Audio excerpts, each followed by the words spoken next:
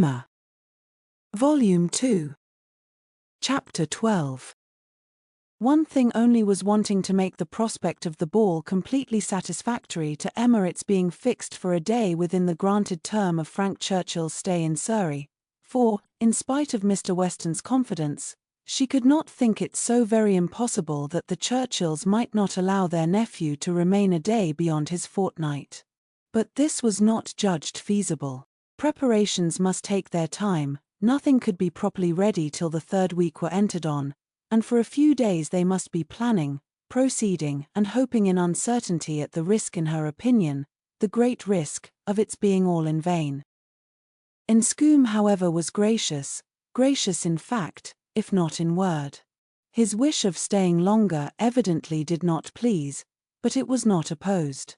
All was safe and prosperous, and as the removal of one solicitude generally makes way for another, Emma, being now certain of her ball, began to adopt as the next vexation Mr. Knightley's provoking indifference about it, either because he did not dance himself, or because the plan had been formed without his being consulted. He seemed resolved that it should not interest him, determined against its exciting any present curiosity, or affording him any future amusement. To her voluntary communications Emma could get no more approving reply than, "Very well. If the Westons think it worth while to be at all this trouble for a few hours of noisy entertainment, I have nothing to say against it, but that they shall not choose pleasures for me. Oh yes, I must be there, I could not refuse, and I will keep as much awake as I can, but I would rather be at home, looking over William Larkins's week's account, much rather, I confess. Pleasure in seeing dancing? Not I. Indeed, I never look at it. I do not know who does. Fine dancing, I believe, like virtue, must be its own reward. Those who are standing by are usually thinking of something very different." This Emma felt was aimed at her, and it made her quite angry. It was not in compliment to Jane Fairfax, however, that he was so indifferent, or so indignant. He was not guided by her feelings in reprobating the ball, for she enjoyed the thought of it to an extraordinary degree. It made her animated, open-hearted. She voluntarily said, "Oh, Miss Woodhouse, I hope nothing may happen to prevent the ball. What a disappointment it would be. I do look forward to it, I own, with very great pleasure." It was not to oblige Jane Fairfax, therefore, that he would have preferred the society of William Larkins. No. She was more and more convinced that Mrs. Weston was quite mistaken in that surmise. There was a great deal of friendly and of compassionate attachment on his side, but no love. Alas! There was soon no leisure for quarrelling with Mr. Knightley. 2 days of joyful security were immediately followed by the overthrow of everything. A letter arrived from Mr. Churchill to urge his nephew's instant return. Mrs. Churchill was unwell, far too unwell to do without him. She had been in a very suffering state, so said her husband, when writing to her nephew 2 days before, though from her usual unwillingness to give pain, and constant habit of never thinking of herself, she had not mentioned it. But now she was too ill to trifle, and must entreat him to set off for Enscombe without delay. The substance of this letter was forwarded to Emma, in a note from Mrs. Weston, instantly. As to his going, it was inevitable. He must be gone within a few hours, though without feeling any real alarm for his aunt, to lessen his repugnance. He knew her illnesses, they never occurred but for her own convenience. Mrs. Weston added that he could only allow himself time to hurry to Highbury, after breakfast, and take leave of the few friends there whom he could suppose to feel any interest in him, and that he might be expected at Hartfield very soon. This wretched note was the finale of Emma's breakfast. When once it had been read, there was no doing anything but lament and exclaim. The loss of the ball, the loss of the young man, and all that the young man might be feeling. It was too wretched. Such a delightful evening as it would have been, everybody so happy, and she and her partner the happiest. I said it would be so, was the only consolation. Her father's feelings were quite distinct. He thought principally of Mrs. Churchill's illness, and wanted to know how she was treated, and as for the ball, it was shocking to have dear Emma disappointed, but they would all be safer at home. Emma was ready for her visitor some time before he appeared, but if this reflected at all upon his impatience, his sorrowful look and total want of spirits when he did come might redeem him. He felt the going away almost too much to speak of it. His dejection was most evident. He sat really lost in thought for the first few minutes, and when rousing himself, it was only to say, "Of all horrid things, leave-taking is the worst." "But you will come again," said Emma. "This will not be your only visit to Randalls." "Ah," shaking his head, "the uncertainty of when I may be able to return, I shall try for it with a zeal. It will be the object of all my thoughts and cares, and if my uncle and aunt go to town this spring, but I am afraid they did not stir last spring, I am afraid it is a custom gone for ever. Our poor ball must be quite given up. Ah, that ball. Why did we wait for anything? Why not seize the pleasure at once? How often is happiness destroyed by preparation, foolish preparation? You told us it would be so. Oh, Miss Woodhouse, why are you always so right? Indeed, I am very sorry to be right in this instance. I would much rather have been merry than wise. If I can come again, we are still to have our ball. My father depends on it. Do not forget your engagement." Emma looked graciously. "Such a fortnight as it has been," he continued, "every day more precious and more delightful than the day before. Every day making me less fit to bear any other place.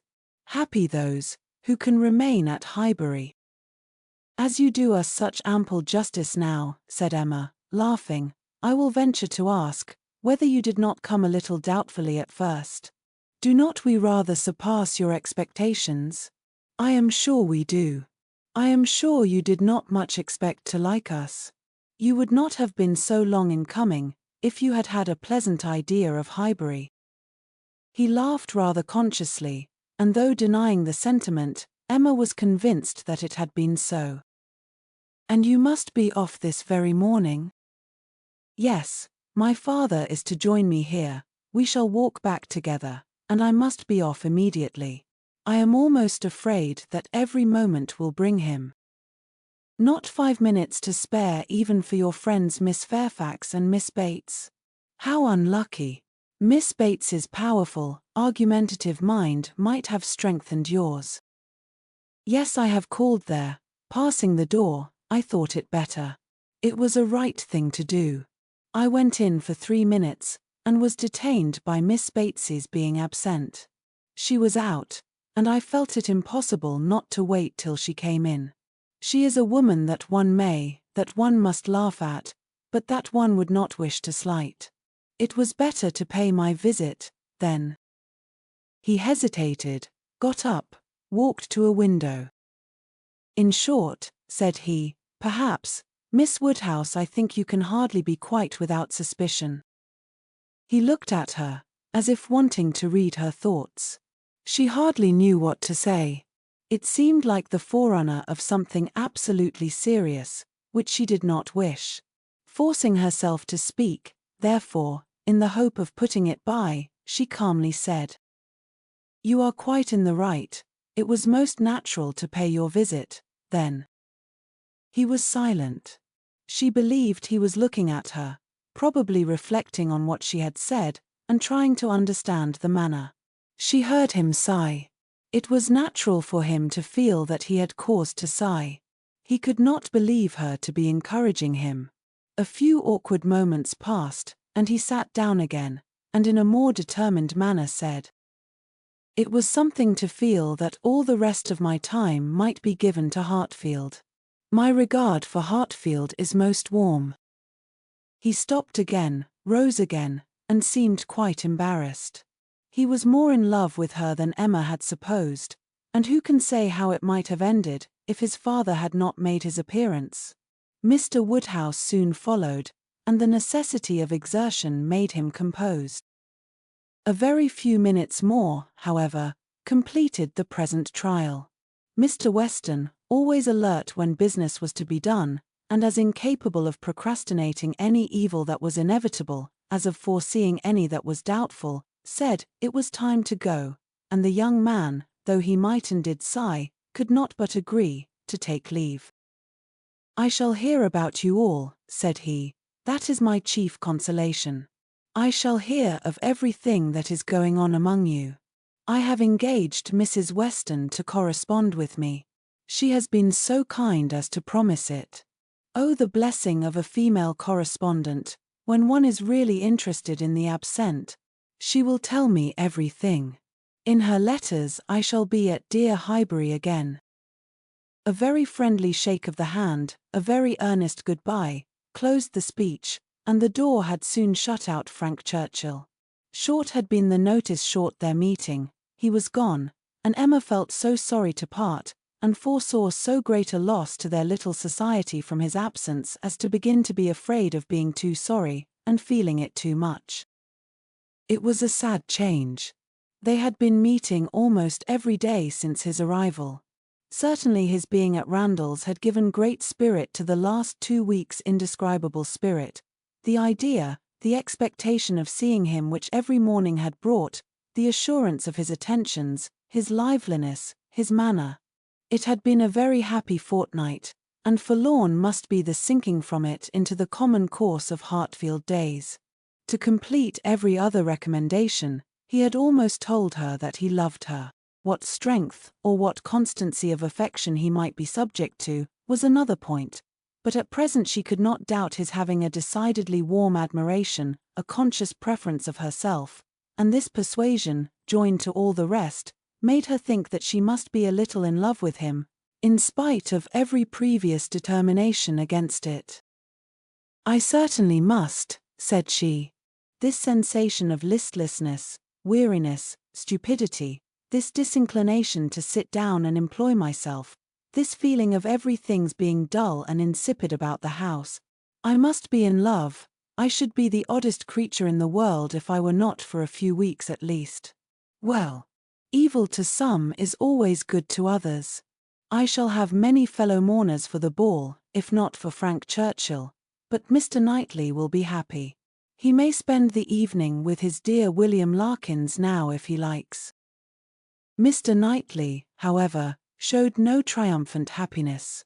He could not say that he was sorry on his own account, his very cheerful look would have contradicted him if he had, but he said, and very steadily, that he was sorry for the disappointment of the others, and with considerable kindness added, "You, Emma, who have so few opportunities of dancing, you are really out of luck, you are very much out of luck." It was some days before she saw Jane Fairfax, to judge of her honest regret in this woeful change, but when they did meet, her composure was odious. She had been particularly unwell, however, suffering from headache to a degree, which made her aunt declare, that had the ball taken place, she did not think Jane could have attended it, and it was charity to impute some of her unbecoming indifference to the languor of ill health.